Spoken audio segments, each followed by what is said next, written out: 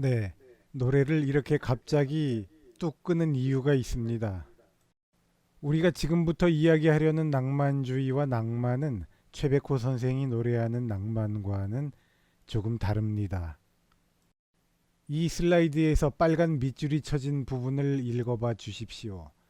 낭만적이라는 말은 너무 많은 것을 의미하게 되었기 때문에 그 자체로서는 아무런 의미도 없고 언표 기호로서의 기능이 정지되어 버렸다.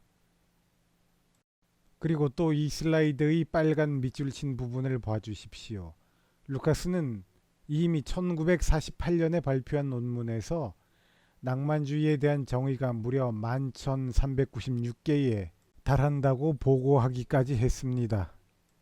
다른 많은 개념들 용어들과 더불어서 낭만, 낭만적, 낭만주의라는 말은 우리가 그 의미를 이해하기가 쉽지 않은데요. 우리는 지금 이 시간부터 낭만주의에 대한 기본적인 개념을 가지려고 노력하게 됩니다.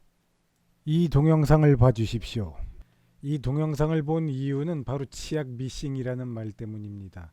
남자분들 군대 생활 하셨을 텐데 여러분들이 복무하던 부대에서는 물 청소를 뭐라고 불렀습니까?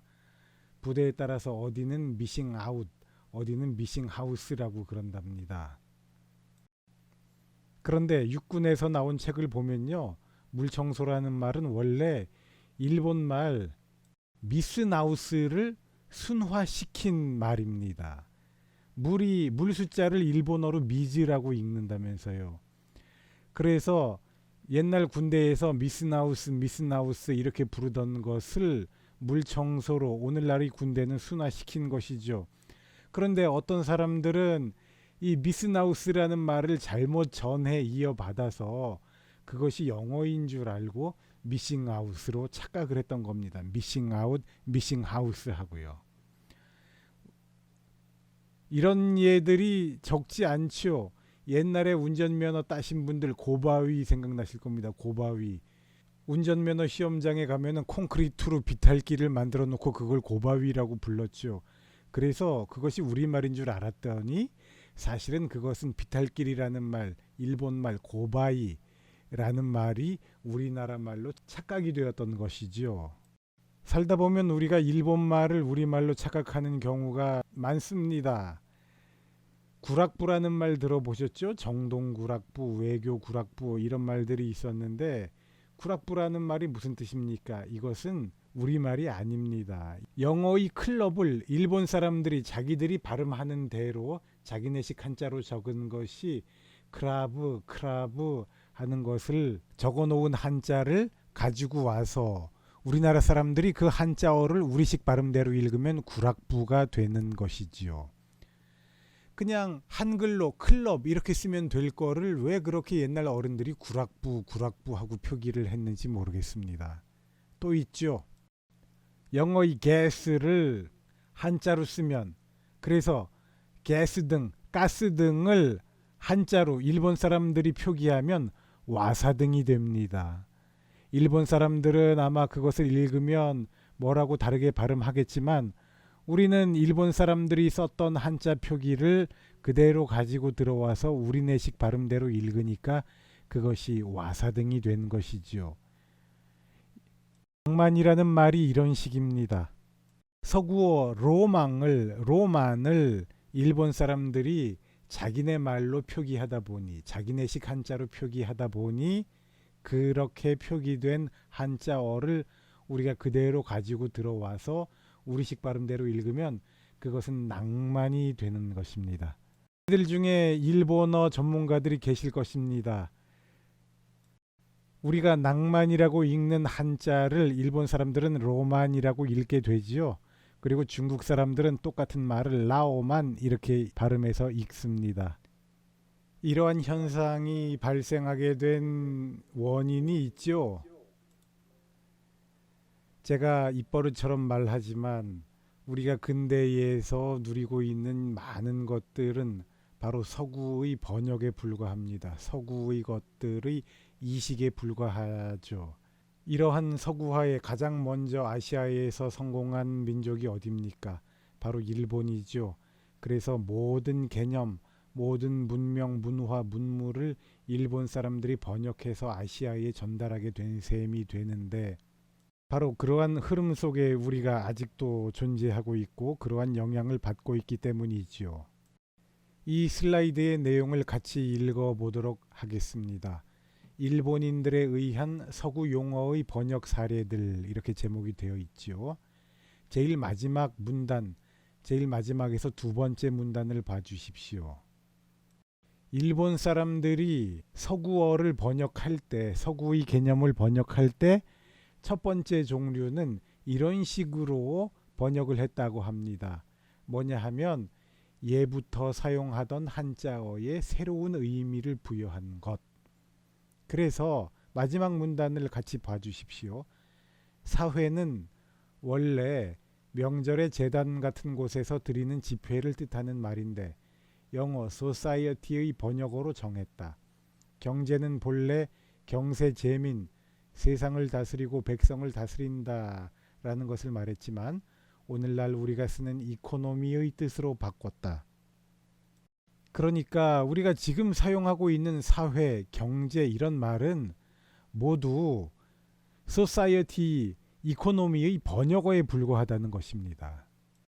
철학자 김용옥 선생의 책을 읽어보면 자연이라는 말도 우리가 옛날에 쓰던 의미가 아니고 그냥 네이처의 번역어이다.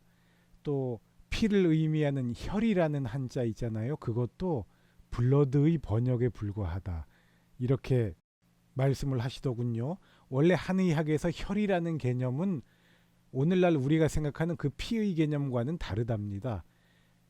그런데 서구 의학의 블러드를 번역하면서 그것을 그냥 혈이라고 정했다는 것이죠. 다음 슬라이드 보시겠습니다.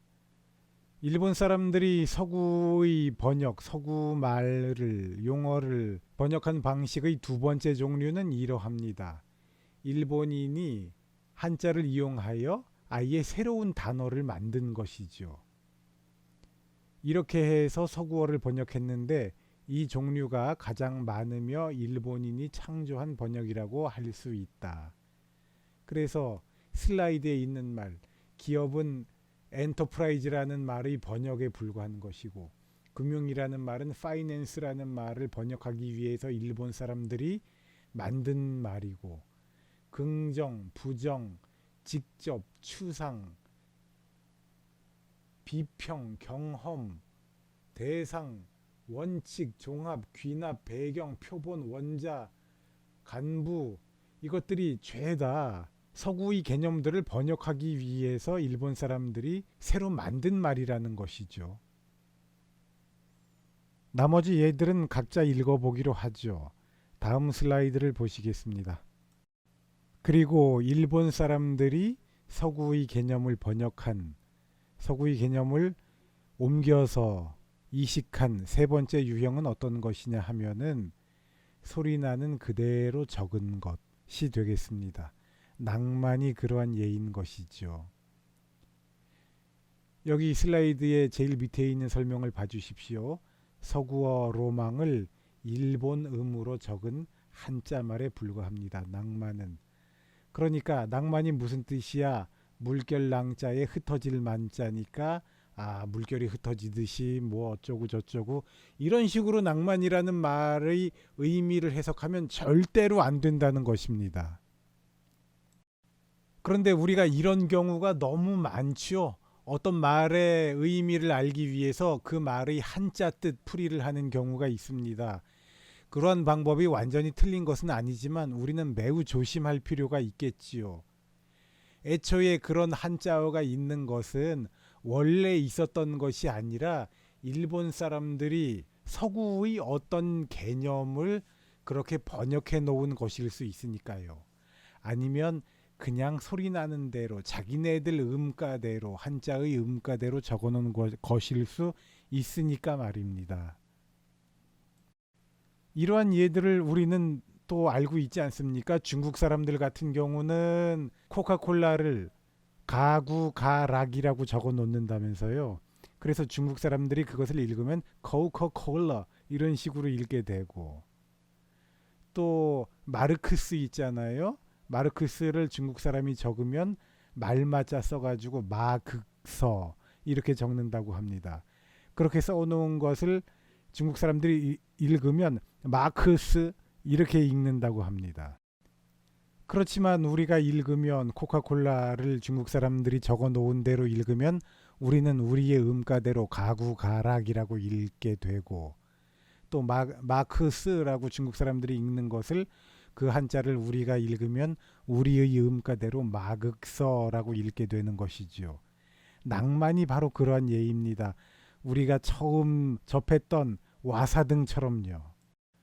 어찌 보면 운치 있는 것 같기도 하고 멋있는 것 같기도 하지만 그냥 일본 사람들이 자기네들 소리 나는 대로 자기네들 음가대로 서구어를 적어 놓은 것에 불과하다라는 것을 우리가 안 다음에 이러한 말들을 접하게 되면 조금 허탈한 느낌도 없지 않은 것 같습니다. 자, 그러면 낭만이라는 것은 로망을 일본음으로 적은 한자에 불과한 것이라면 그럼 로망은 뭐냐? 이제 우리가 그것을 알아보도록 하겠습니다. 로망은 쉽게 말해서 중세의 기사도 문학입니다. 기사들이 온 세상을 돌아다니면서 모험하고 사랑하고 정의 실천하고 악당 무찌르고 대의 명분을 실현하고 하는 이러한 이야기들을 적어 놓은 것이 로망이죠. 그래서 나중에 이러한 식의 내용을 연상시키는 것들에 맞닥뜨리게 되면 사람들이 로망적이네 이렇게 이야기를 했다고 합니다. 그런 것들을 로맨틱하다고 이야기를 했고, 나중에 이러한 말들이 계속 많이 쓰이면서 결국에는 로맨티시즘이라는 낭만주의라는 용어가 생겨나게 되었다고 합니다. 우리들 중에 자신의 이상을 추구하면서 온 세상을 돌아다니듯이 세계 해외여행을 많이 한 사람들도 있지요. 그런 사람들은 로맨틱한 사람입니다. 사랑하는 사람들을 위해서 헌신을 많이 했다. 동생들 공부시키기 위해서 집안의 가장으로서 자기가 많은 시간 헌신을 했다. 이러한 헌신의 원동력은 무엇이었겠습니까? 자기 자신의 로맨틱한 성품입니다. 남들을 속이면 자기가 돈을 더 많이 벌 수 있고 돈을 많이 챙길 수 있었지만 자기는 결코 그런 유혹에 넘어가지 않았다. 그런 유혹과 꿋꿋이 싸워서 이겼다. 이런 사람들 우리 중에 분명히 있을 겁니다. 이런 사람들은 로맨틱한 사람들입니다. 자, 우리 동양의 고전 중에서 이렇게 온 세상을 돌아다니면서 편력한다고 그러죠. 돌아다니고 대의 명분 실천하고 정의를 구현하려고 하고 희생하고 이러한 내용을 담고 있는 작품들이 어떤 것이 있을까요? 하고 제가 학생들에게 물어보면 이상하게 제일 먼저 튀어나오는 대답들이 홍길동전이요 입니다. 홍길동전 로맨틱한 작품입니다. 그리고 또 어떤 것들이 있을까요? 바로 삼국지가 있습니다. 그래서 미국 사람들이 영어권의 사람들이 삼국지에 대해서 제목을 붙여놓은 것을 보십시오. 로맨스 오브 더 쓰리 킹덤스, 로맨스라고 이름을 붙였지요. 서유기, 수호지 이런 것들 다 로맨틱한 작품들입니다. 이 낭만주의 그림을 봐주십시오. 다비드라는 사람이 그린 구름 위의 산책자라는 그림이거든요. 어떤 느낌이 드십니까? 뭔가 격정적인 감정과 그것을 마주하고 있는 사람, 거친 자연에 도전하고 있는 사람, 혹은 자연 친화적인 사람, 그런 느낌이 들지요. 그러면서 또 한편으로는 뭔가 고독한 개인의 느낌도 든다면 그것은 독일 낭만주의의 어떤 특징을 잘 읽어내신 것이라고 할 수 있을 것 같습니다. 그리고 또 다음 그림을 봐주십시오. 이것은 제리코라는 사람이 그린 메두사의 뗏목이라는 제목의 그림입니다. 이 그림은 실화에 바탕을 하고 있다고 합니다. 배가 난파하고 뗏목을 만들어서 떠돌아다니던 사람들이 이제 식량이 없으니까 하나씩 서로 잡아먹으면서 끝까지 생존했다. 이러한 이야기를 그린 것이라고 하는데요. 정서감이 강렬하지요. 자, 그 다음 들라크로아라는 사람이 그린 민중을 이끄는 자유의 여신입니다. 이상의 추구, 강렬한 정서, 이러한 것들이 읽혀지는 것 같습니다. 낭만주의는 자유로운 상상력, 광대한 상상력, 스케일이 큰 상상력, 형식에 구애받지 않음, 강한 정열, 열정, 이러한 특징을 가지고 있다고 많이들 설명이 되고 있지요. 그러나 교과서나 백과사전에 나와 있는 이러한 설명만 읽어가지고는 우리가 낭만주의의 실체를 자기가 제대로 이해할 수가 없습니다. 낭만주의를 이해하려면 낭만주의 작품에 직접 접해보고 자기가 낭만주의 작품을 읽으면 되죠. 읽어야만 하죠. 이렇게 우리가 지식을 얻는 것은 귀납적일 필요가 있습니다. 백과사전 같은 것들을 먼저 보고서 그 내용을 막연히 이해하는 것이 아니라 구체적인 사례들을 많이 접하고 나서 거기에서 자기가 어떤 보편적인 본질을 추출해내고 자기만의 관을 갖추어야 하는 것이죠. 그런데 우리 주변의 많은 사람들이나 우리는 그냥 어떤 개설서 한 권 뚝딱 읽거나 백과사전 같은 데에서 그냥 모호하고 포괄적으로 설명하는 내용 같은 것을 머릿속에 담아 놨다가 그것을 가지고 필요할 때 끄집어내서 어디 가서 아는 척하는 그러한 현학에 빠져들고 싶은 마음이 들 때가 있습니다. 조심해야 하겠지요. 우리 주변의 그러한 현학자들에게 주눅이 들면 안 됩니다. 낭만주의의 모범, 낭만주의의 전범으로서 누구의 어느 작품을 들어야 할까요?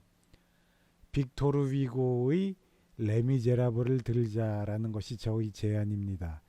지금 보시는 슬라이드는 제가 연극 수업을 할 때 드라마의 견지에서 만든 슬라이드이기 때문에 빅토르 위고의 소설들은 언급이 되지 않고 있습니다. 그렇지만 빅토르 위고의 소설들은 너무나 유명하기 때문에 우리가 다들 잘 알고 있지요.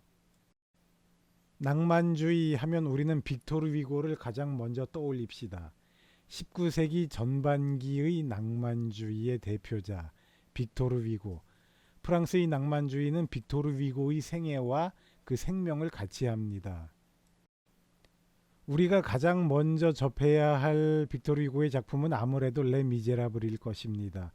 20대 때 제가 읽어봤더니요. 밤에 잠을 못 자겠더라고요. 영혼을 송두리째 뒤흔드는 감동이 있기 때문입니다. 그 안에서 장발장은 어떻습니까? 온 세상을 돌아다니면서 모험 비슷한 것을 하고 모든 사람들에게 희생하고 헌신하고 자선하고 자기의 도덕적 이상을 추구하고 대의 명분 실천하고 하는 모습을 보이지요. 분량은 어마어마하지만 그때 읽으면서 진도는 잘 나갔던 것 같습니다. 아마 번역자가 잘 하셨던 것 같습니다.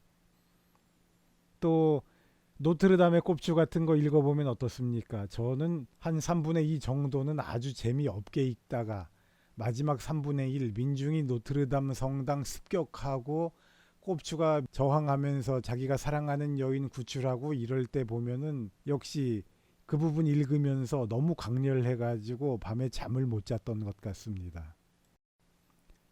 몇 년 전에는 웃는 남자라는 작품을 제가 읽어봤는데요. 그건 도저히 이해를 못하겠던데요.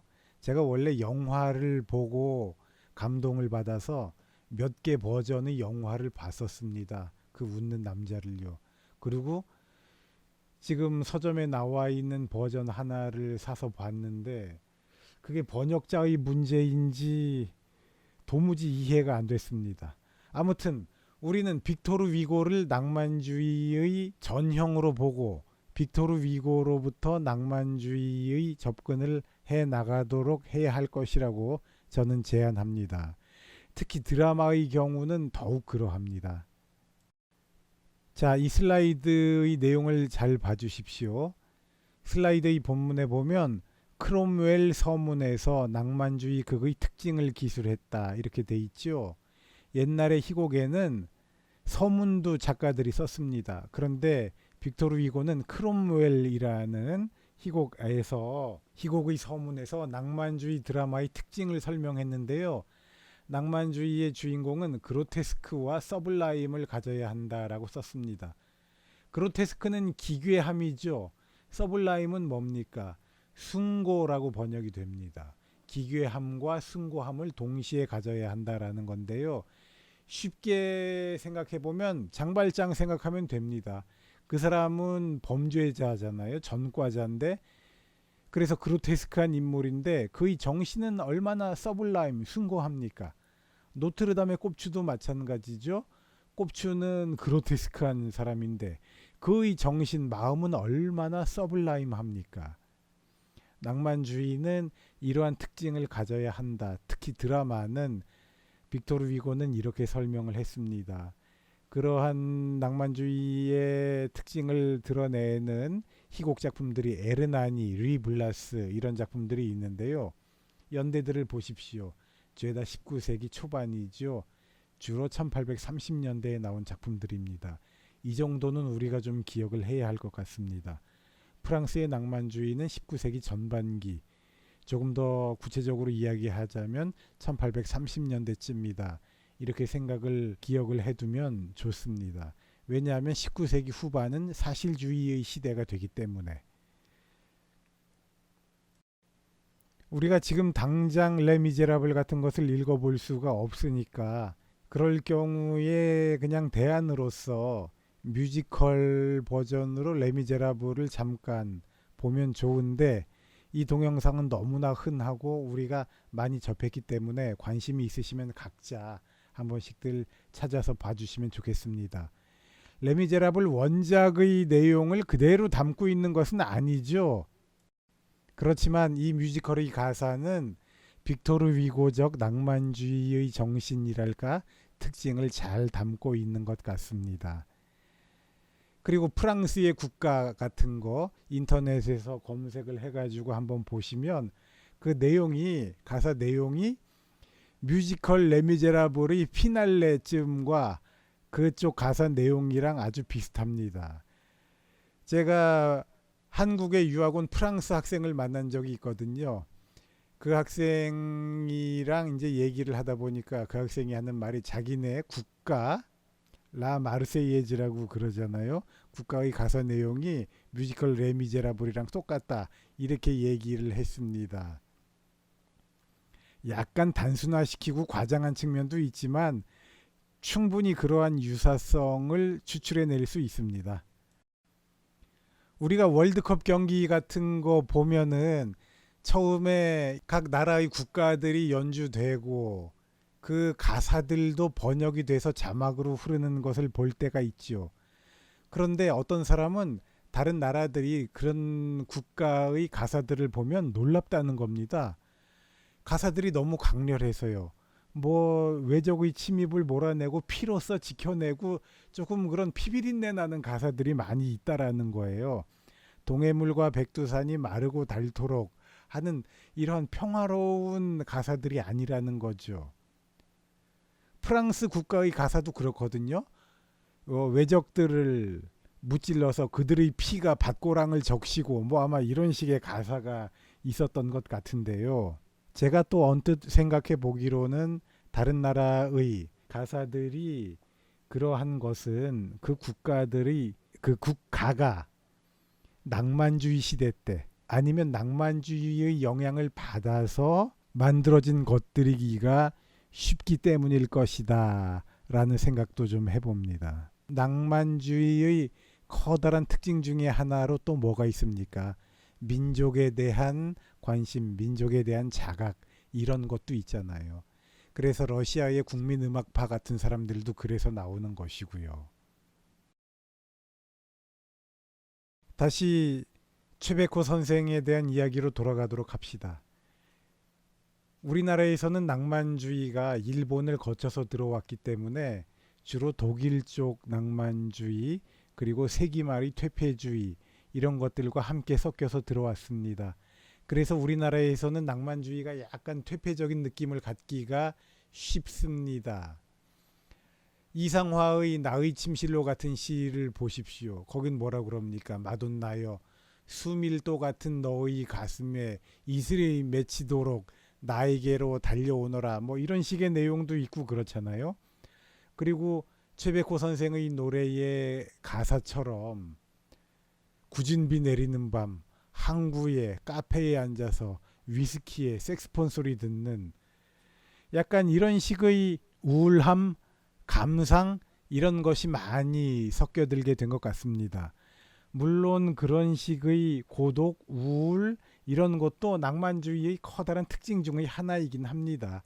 그런데 낭만주의를 그러한 방향에서 먼저 접근하는 것보다는 아무래도 빅토르 위고식으로 보다 그 고상한 숭고한 방향의 축으로서 먼저 접근해 가는 것이 좋지 않을까 하는 것이 저희 생각이죠.